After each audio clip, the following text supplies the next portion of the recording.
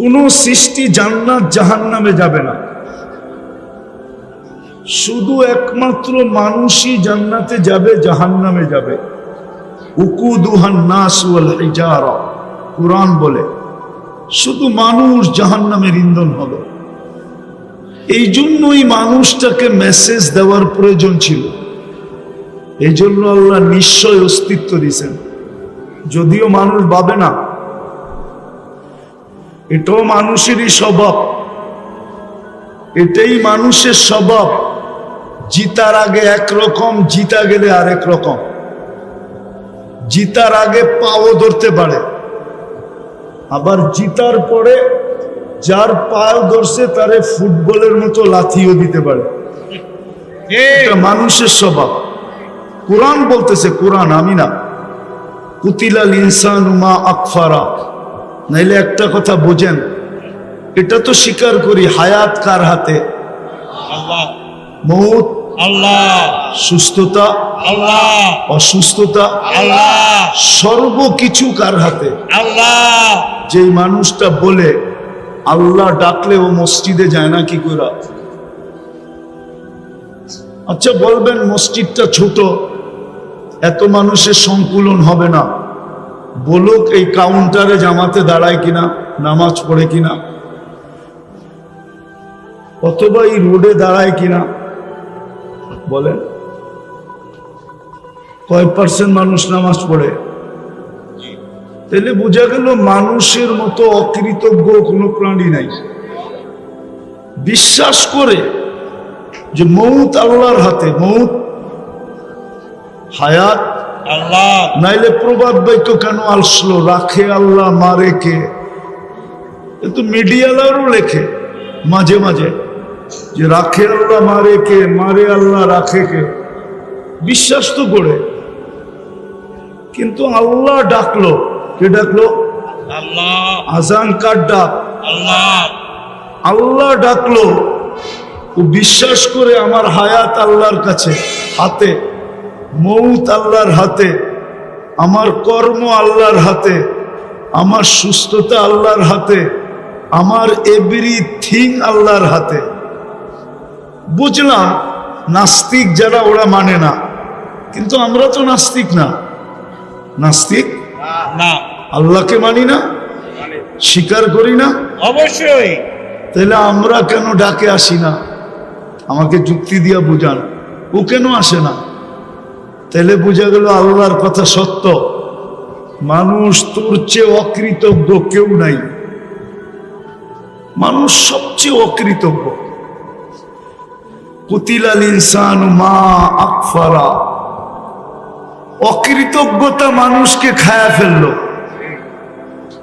এই জন্য আল্লাহকে ডেলি ধ্বনি দিতে হয়, ধ্বনি।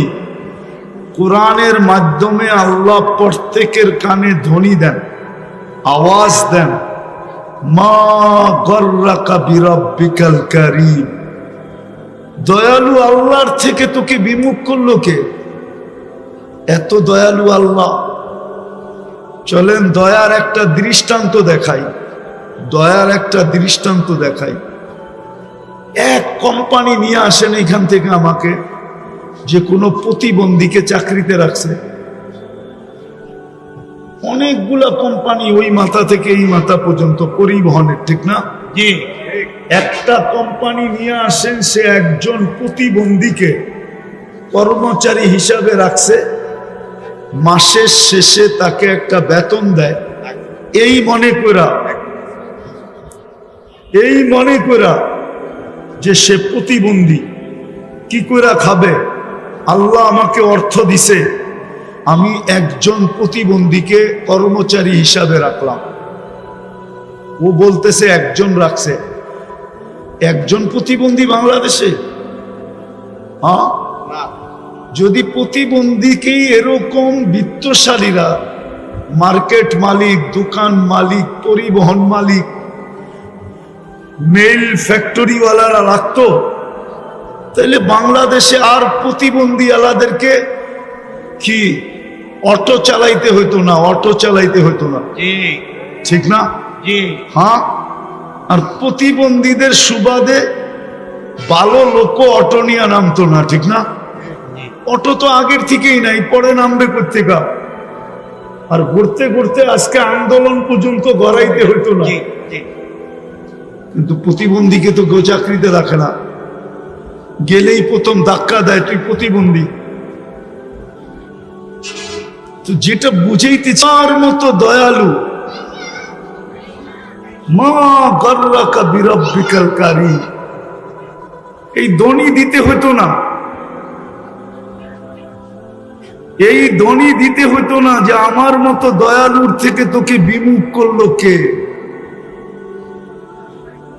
তুই সারা দিন বিমুখ থাকা সত্ত্বেও, আমার হাতে হায়াত থাকা সত্ত্বেও, আমার হাতে মউত থাকা সত্ত্বেও, এভরিথিং আমার হাতে থাকা সত্ত্বেও আমি তোর ডাকি বলে ডাকি, আমি তুমি সাড়া দাও না, তারপরও আমি তোমার সব কিছু বহন করতেছি।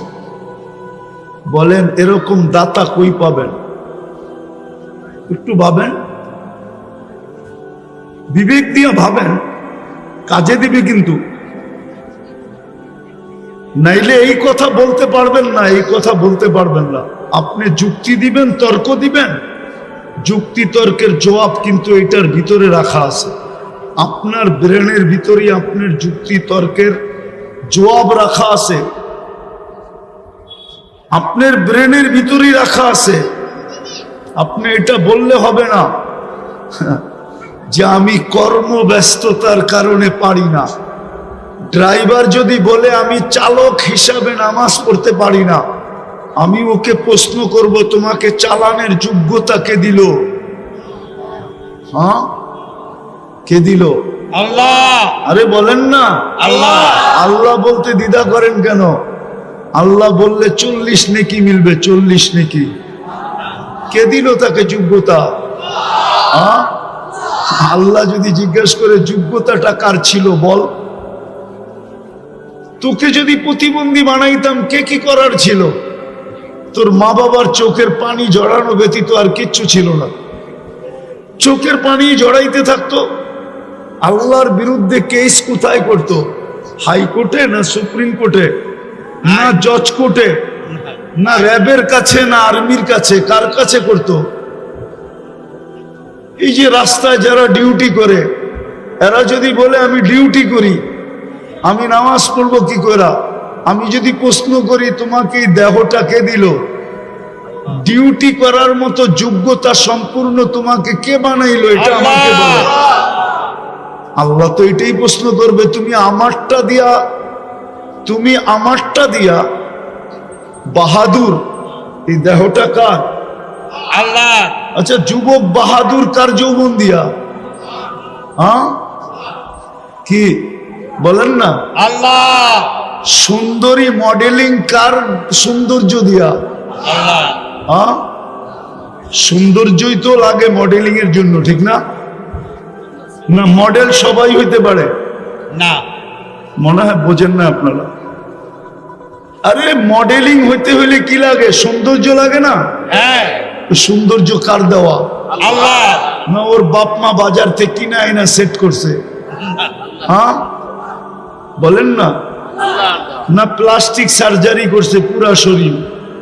তাও তো না, কার দেওয়া? আল্লাহ। তাহলে ঠিক যে যেখানে কর্মরত ওকে কর্মযোগ্য কে বানাইছে? আল্লাহ। যদি না বানাইতো কিছু হইতো না। তো কি করে বলে যে আমি তো কর্ম করতেছি, আমি ব্যস্ত, আই এম ভেরি বিজি, আমি আপনার ডাকে সাড়া দেই তো দেই কি করে? ও কর্মযোগ্য বানানোটা ভুল হয়েছে, ঠিক না? এটাই মনে হয়, নাহলে ও সাড়া দেয় না কেন?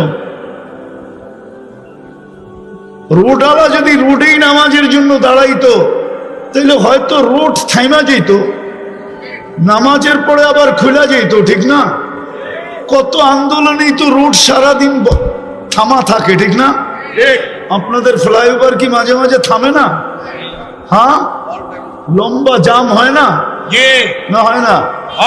না, এটা 24 ঘন্টা চলতে থাকে। মাঝে মাঝে তো আমরাও 2-1 ঘন্টা কাটায় দিই ফ্লাইওভারের উপরে। 10 মিনিটের জন্য যদি থেমা যেত। কিন্তু ও কবেলে সবাই যেন বুঝাইতে চাইতেছে, তুমি আমাকে যোগ্যতা সম্পূর্ণ বানানো, এটা তোমার ভুল। তুমি আমাকে শ্রেষ্ঠ কেন বানাইলে? তুমি আমাকে সৌন্দর্য কেন দিলে? তুমি আমাকে কর্মযোগ্য কেন বানাইলে? যুবকও যেন বুঝাইতে চায়, আমি আকর্ষণের পাত্র কেন বানাইলা? আমাকে তৃতীয় লিঙ্গ বানাইতা, তাই ভালো ছিল, মানুষ দেখতো আর খালি হাততালি দিত। অন্য ভাষায় বুঝাইলাম, এটাই মনে হয় ভুল হয়ে গেছে। বিদায় আসেন, শেষ জায়গায় চলে আসছে, আর লম্বা করতে চাইতেছি না। মানুষকে আল্লাহ নিশ্চয় দিছেন একটা মেসেজ বোঝানোর জন্য, যে মানুষ ভালো মতে বোঝো, আমি ছাড়া যেরকম তোমার অস্তিত্বের কোনো বিকল্প চিন্তা ছিল না, আল্লাহ ব্যতীত মানুষের অস্তিত্বের কোনো বিকল্প চিন্তা আছে না নাই? আছে? আল্লাহ ছাড়া মানুষকে অস্তিত্ব দিতে পারবে কিনা? কোনো বিকল্প চিন্তা আছে কিনা? আল্লাহ বলে, আমি ছাড়া যেরকম তোমার অস্তিত্বের বিকল্প চিন্তা নাই, আমি ছাড়া যেরকম তোমার পূর্ণতার বিকল্প কোনো চিন্তা নাই, চিন্তাধারা নাই, যে মানুষকে যদি আল্লাহ শারীরিক পূর্ণতা না দিত, না দেন, তাহলে দুনিয়ায় আসার পরে টাকার বলে যদি পূর্ণতা নিতে পারতো, তাইলে বহুত প্রধানমন্ত্রীদের ঘরেও এরকম বাচ্চা কাচ্চা আছে যেটা মার পেটের থেকে পূর্ণতা নিয়ে আসে নাই। কিন্তু প্রধানমন্ত্রীর টাকার পাহাড় থাকা সত্ত্বেও উনি দুনিয়াতে উনার ঘরের বাচ্চার পূর্ণতা নিতে পারেন না। আঙ্গুল দিয়া দেখাবো? 2-4টা দেখানো যায়, নাম সহ দেখানো যায়, নাম সহ। পূর্ণতা নেওয়ার কোনো সুযোগ নাই।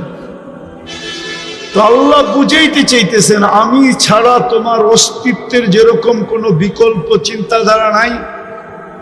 মানুষ চিন্তা করছিল, চিন্তা যে মার পেট ছাড়া টেস্ট টিউব বেবি বানাবে, টিউবের ভিতরে বানাবে, টিউবের ভিতরে, মার পেট ব্যবহার করবে না। কিন্তু বিজ্ঞান বানাইছিলেন, কিন্তু পরে দেখছেন যে এটা দিয়া কোনো কর্ম করা যাবে না।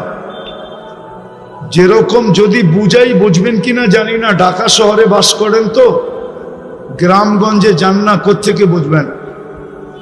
গ্রামে অবেলা যদি মেয়ের জামাই আসে, তো শ্বশুর শাশুড়ির মুরগি ধরতে যায়, গ্রাম্য মুরগি ধরতে যায়, দেশি মুরগি ধরতে যায়, মাঝে মাঝে কাপড়ও খুলে যায়,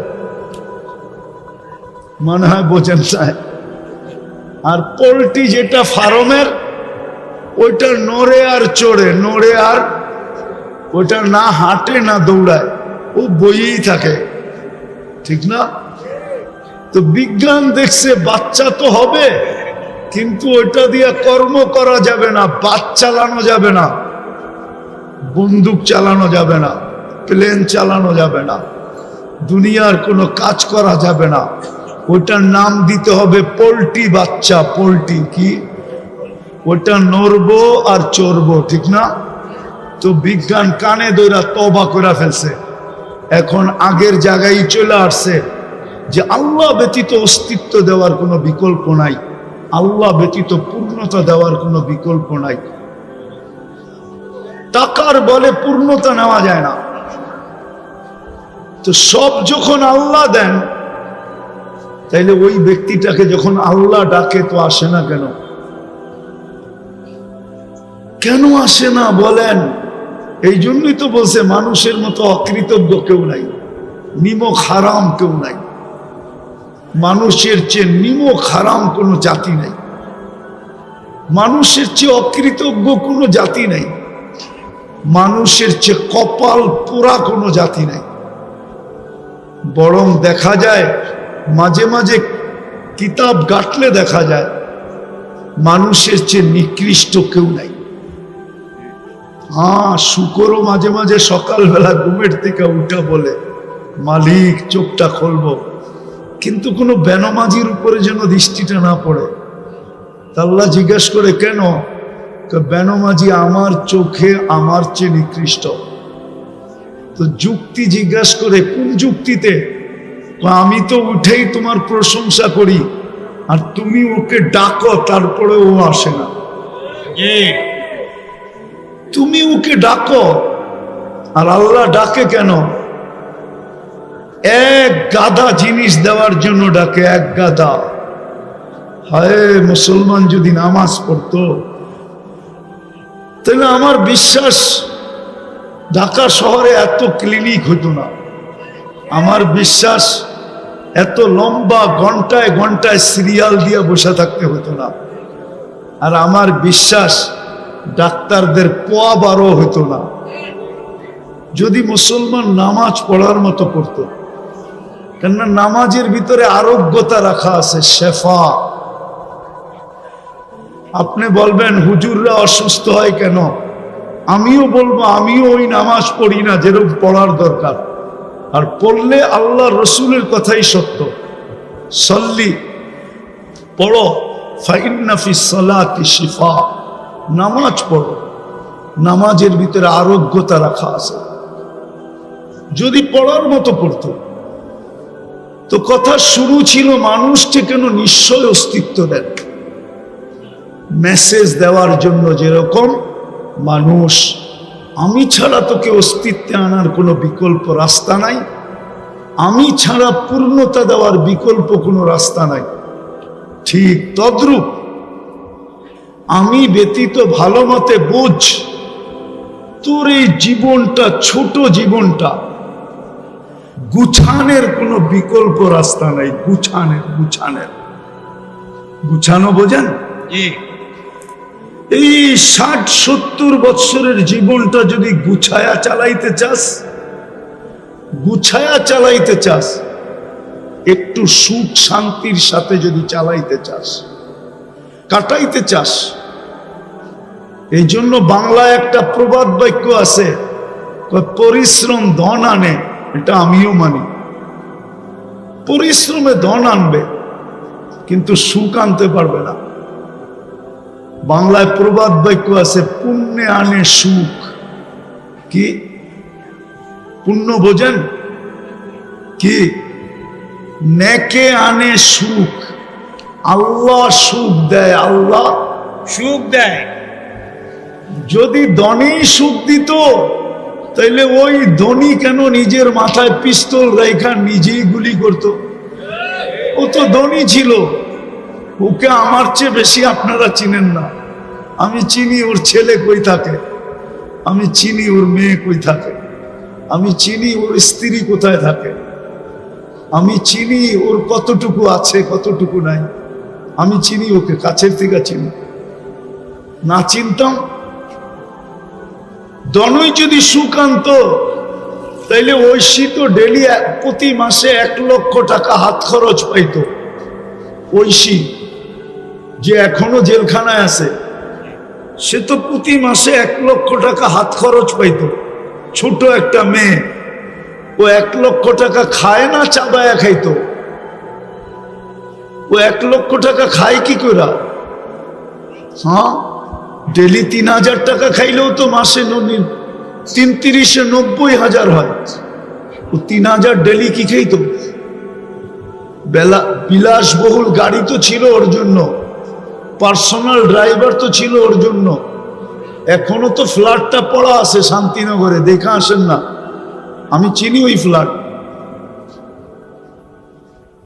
যদি ধনী মানুষের জীবনে সুখ আনতো, তাইলে ধনীরা বেশিরভাগ আত্মহত্যা করে কেন, ডিটেনশনে ভোগে কেন?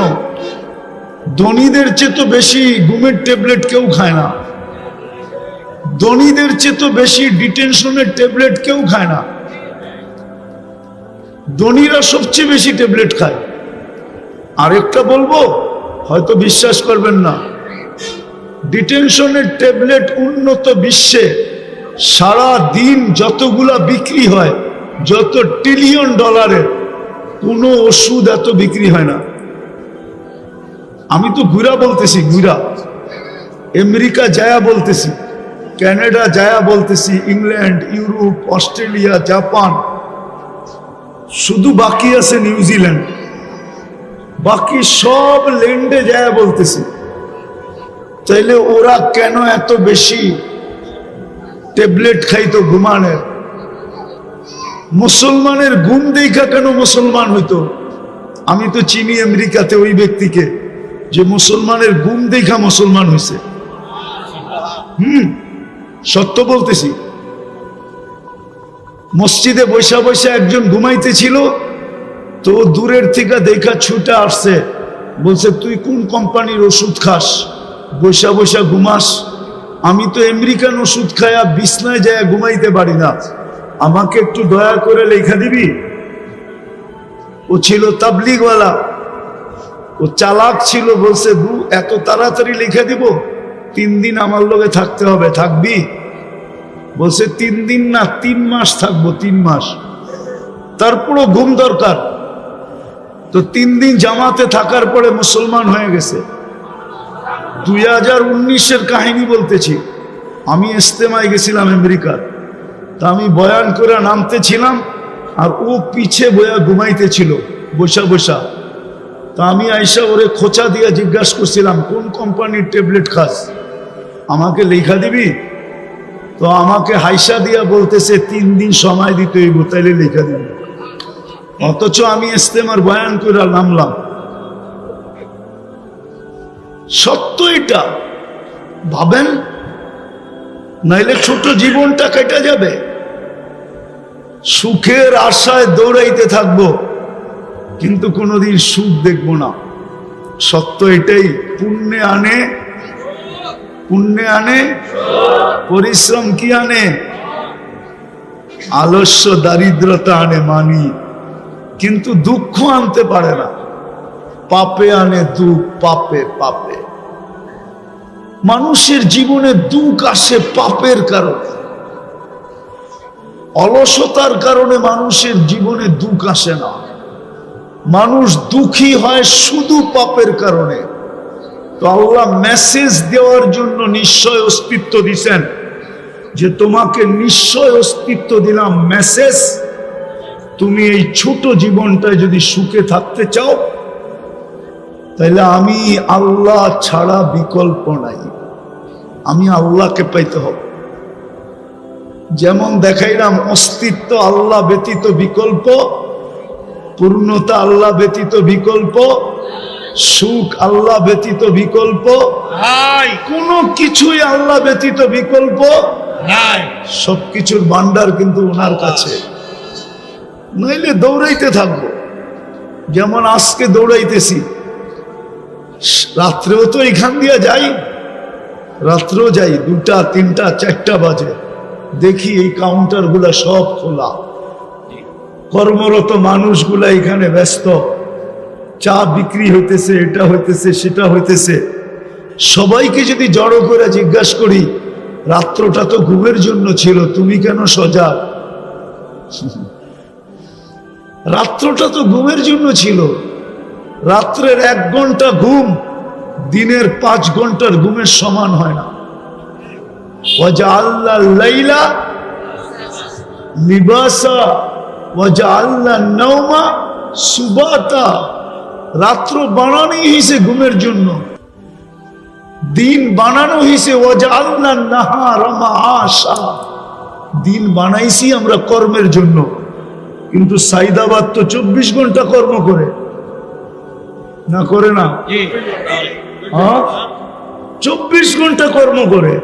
যদি জিজ্ঞাসা করি কর্ম করো কেন, আচ্ছা বলেন, লাউড স্পিকার বাইরেও খোলা আছে, শীত তো শুরু হয়ে গেল, ঠিক না? 2 দিন পরে কনকনে হবে, ঠিক না? জি। এই কনকনে শীতের রাত্রে ল্যাব গায়ে দিয়া 2 জনে ঘুমানো সবচেয়ে মজা। 2 জন বলছি, কিন্তু ল্যাব গায়ে দিয়া 2 জনে ঘুমানো সবচেয়ে মজা, না সাইদাবাদের কাউন্টারে বইয়া টিকিট বেচা মজা? মানুষ হিসাবে বলেন কোনটা মজা? হ্যাঁ, ঘুমে। শীতের দিন, কনকনে শীতের দিন, সকালবেলা ল্যাপের ভিতরে 2 জনে ঘুমানো মজা, না সকাল সকাল ওইটা রাস্তা দিয়ে হাঁটতে হাঁটতে কর্মের দিকে যাওয়া মজা? কোনটা মজা? আরে বলেন না, ঘুমে ঘুমে মজা। কিন্তু ওকে যদি জিজ্ঞেস করি, ও বলবে সুখের জন্যই তো এখানে বসে আছি। কিসের জন্য? সুখের জন্য। তো সুখ ছাইরা সুখের জন্য বসে আছে। আপনি আমাকে যুক্তি দিয়া বুঝান, এটা কোন যুক্তি? সুখ তো মিলে না, সুখের আশাই তো ছুটতেছে। শীতের দিন তো সকালবেলা ফজরের পরে দেখি, আমি তো খিলগাঁই থাকি, ঢাকা শহরেই থাকি, রাস্তাগুলার ভিতরে মানুষের স্রোত যখন দেখি সকালবেলা, তো নিজের মনটাই বলে, হায় সুখের আশায় সুখ ছাইড়া কনকনে শীত গায়ে নিয়া ছুটতেছে সবাই। কিন্তু সুখ তো এখানে নাই। মানুষকে আল্লাহ এই মেসেজ দেওয়ার জন্য নিশ্চয় অস্তিত্ব দিছেন যে মানুষ বোঝ, তোকে নিশ্চয় অস্তিত্ব দিলাম। পূর্ণতা আমি ছাড়া বিকল্প কোনো রাস্তা নাই, অস্তিত্ব আমি ব্যতীত বিকল্প কোনো রাস্তা নাই। তোকে স্বয়ং সম্পূর্ণ করা আমি ব্যতীত বিকল্প কোনো রাস্তা নাই। বিজয় তোর দিলের ভিতরে কাত, এই ছোট জীবনটাও সুখী হওয়ার জন্য আমি ব্যতীত বিকল্প কোনো রাস্তা নাই। এই জন্য আল্লাহ মেসেজ দেওয়ার জন্য নিশ্চয়। দ্বিতীয়টাও বুঝাইতেছি, শেষ জায়গায় চলে আসছি। দ্বিতীয়টাও শেষ জায়গায় চলে আসছি, দ্বিতীয়টাও বুঝাইতেছি। এই জীবনটাই তো জীবন না, 60-70 বছর, তারপর চলে যেতে হবে। যেটা চিরদিন, ওইখানেও যদি সুখ পাইতে চাই, আর যদি বলি প্রবাদ বাক্য, নগদ যা পাও হাত পেতে নেও, বাকির খাতায় শূন্য থাক, তাইলে আপনাকে বুঝায় কোনো লাভ নাই। ইনশাআল্লাহ আপনি একদিন সচক্ষে দেখবেন যে বাকির খাতায় শূন্যই আছে, আপনার প্রবাদ বাক্যই থেকে যাবে। এই জন্যই কোরআন বলছে, আফা হাসিবতুম আন্নামা খালাকনাকুম আবাস। ও মানুষ, কোন সৃষ্টি যদি অনর্থক সৃষ্টি না হয়, তাহলে তোর মতো সৃষ্টির সেরা মানুষটা অনর্থক হয় কি করে? যাকে আমি সৃষ্টির ভিতরে সবচেয়ে সৌন্দর্য দিলাম, ওটা অনর্থক হয় কি করে? যাকে সৃষ্টির ভিতরে সবচেয়ে সুন্দর গঠন দিলাম, ওটা অনর্থক হয় কি করে? যাকে আমি দুনিয়াটা হাতে উঠায়া দিয়া দিলাম, ওটা অনর্থক হয় কি করে? যাকে দুনিয়ার আধিপত্য দিলাম, সেটা অনর্থক হয় কি করে? সর্বশেষ যেই মানুষটাকে আমি খলিফা, আমার প্রতিনিধি হিসাবে ঘোষণা দিলাম, ওটা অনর্থক হয় কি করে? যেই মানুষটাকে জন্ম নিতে দেরি, সৃষ্টি শ্রেষ্ঠ সৃষ্টি, যাকে সেজদা করতে দেরি করে নাই, ওই মানুষটা অনর্থক হয় কি করে? এই জন্যই তো কবি বলেন, মিলে খাক মে আহলে শাহ कैसे कैसे, जमी खा गई नौजवान कैसे कैसे, अजल ने न छोड़ा किसरा न दारा, उसी से सिकंदर सा फाते भी देहारा, हर एक लेके क्या क्या हसरत सुधारा, पड़ा रह गया यही ठाट सारा। ঐতিহ্য পড়া থাকবে, ঐতিহ্য। সোনার গায়ে ঐতিহ্য পড়া আছে, লালবাগ কিলায় ঐতিহ্য পড়া আছে, আহসান মঞ্জিলে ঐতিহ্য পড়া আছে, বিক্রমপুরে ঐতিহ্য পড়া আছে, রাজবাড়িতে ঐতিহ্য পড়া আছে, হাজারো ঐতিহ্য পড়া আছে, হাজারো ঐতিহ্য পড়া আছে। এখনো গণভবন পড়া আছে, গণভবন ঐতিহ্য পড়া আছে। আল্লাহ বলে, কবিও বলে, ঐতিহ্য পড়া থাকবে। ছোটবেলা অনেক বাস কোম্পানি দেখতাম, যাদের নাম এখন পর্যন্ত একটাও নাই, শুধু একটা আছে, ঈগলের কিছু বাস এখন দেখা যায়, বাকি পুরান কোম্পানির একটাও নাই, শুধু ঈগলটা দেখা যায়। ছোটবেলার বাসের কোম্পানির কথা বলতেছি। বড় দাপট ছিল, বড় দাপট ছিল। রাগ হয়ে যাবেন বললে? না, পরিবহন রাগ হয়ে যাবে।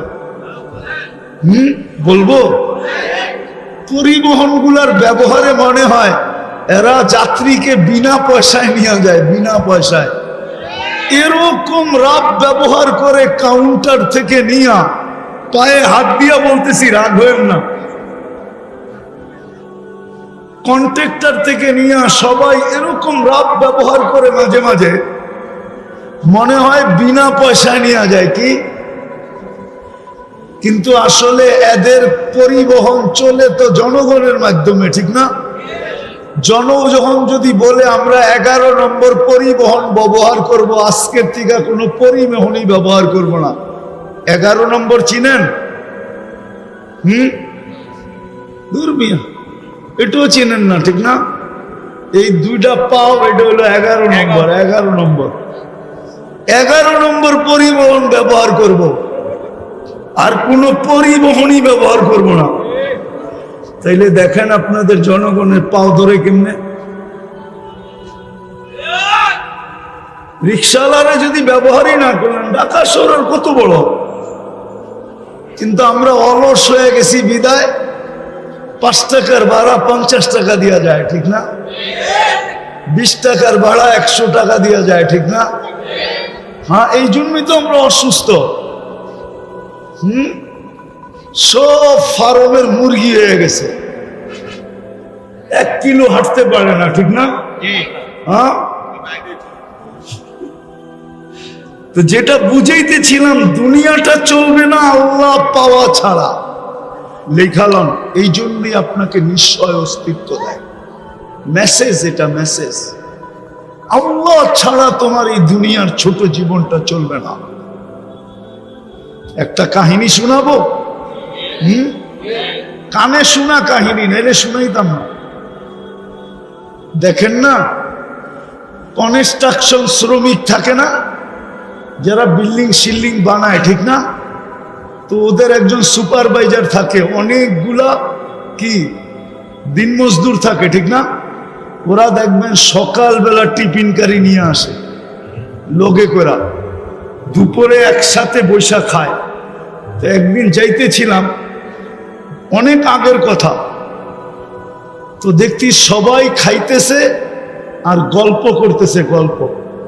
তো যেই বাড়িতে কাজ করতেছিল, একজন বলতেছিল ওদের যে সুপারভাইজার, তাকে যেই নামে ডাকে ওই নামেই ডাকতেছিল যে আমাগো স্যার এত শিক্ষিত, ওর বাপে ওরে শিক্ষিত বানায় তো একটা বেউকুফ বানাইছে। তো সব নিয়ে জিজ্ঞাসা করছে তুই বুঝলি কি করে? হয়তো ম্যাডামের কথা ছাড়া কিচ্ছু করে না, কিন্তু ও এত বড় অফিসার, বিয়া করলো, ও বিল্ডিং বানাইতেছে ওর টাকায়, সব খরচ করে ও, কিন্তু ও তো ম্যাডামের কথা ছাড়া লড়ে না। তাইলে আমি বেউকুফ বলবো না, বলবোটা কি? মনে হয় বুঝাইতে পারি না। তারপরে নিজেদের কথা বলতেছে, দেখ আমরা শিক্ষা দীক্ষা লই নাই, গায়ে খাটি, আমরাই ভালো আছি। তার একটা হাসে আর জিগায় কেমনে ভালো আছিস? দেখছস ফজরের আগে উঠা আমাগো টিফিন কারিটা রেডি করে দিছে, গরম গরম পাক করে দিছে, এই যে নিয়ে আসছি এখন খাইতেছি। বিকালবেলা বাড়িতে যায়া দেখমু পানিটা রেডি আছে, যায়া গাও গোসল করমু। তারপরে বউ বলবে ছেলে পেলেকে তোরা একটু দূরে যা, তোর আব্বা সারাদিন খাইতে আইছে, একটু আরাম করো। তোরা যদি বিরক্ত করস তাহলে আরাম করতে পারবে না, কালকে আবার কাজে যাইতে হবে। যদি অসুস্থ হয় তাহলে সংসার চলবে না, তোরা একটু দূরে যা, তোর আব্বা আরামে ঘুমা।